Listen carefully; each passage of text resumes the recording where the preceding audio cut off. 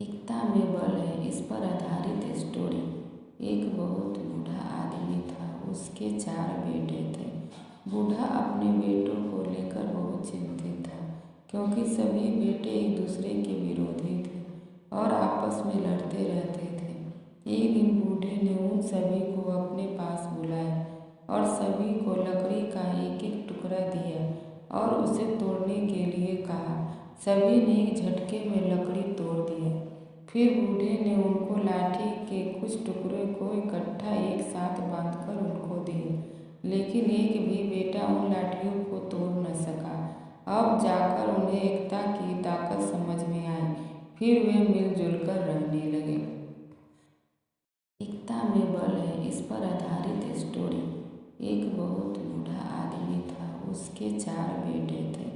बूढ़ा अपने बेटों को लेकर बहुत चिंतित था, क्योंकि सभी बेटे एक दूसरे के विरोधी थे और आपस में लड़ते रहते थे। एक दिन बूढ़े ने उन सभी को अपने पास बुलाया और सभी को लकड़ी का एक एक टुकड़ा दिया और उसे तोड़ने के लिए कहा।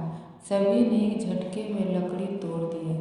फिर बूढ़े ने उनको लाठी के कुछ टुकड़ों को इकट्ठा एक साथ बांधकर उनको दिए, लेकिन एक भी बेटा उन लाठियों को तोड़ न सका। अब जाकर उन्हें एकता की ताकत समझ में आई। फिर वे मिलजुल कर रहने लगे। एकता में बल है इस पर आधारित स्टोरी। एक बहुत बूढ़ा आदमी था, उसके 4 बेटे थे।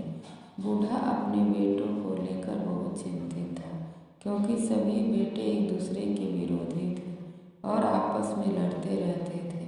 एक दिन बूढ़े ने उन सभी को अपने पास बुलाया और सभी को लकड़ी का एक एक टुकड़ा दिया और उसे तोड़ने के लिए कहा।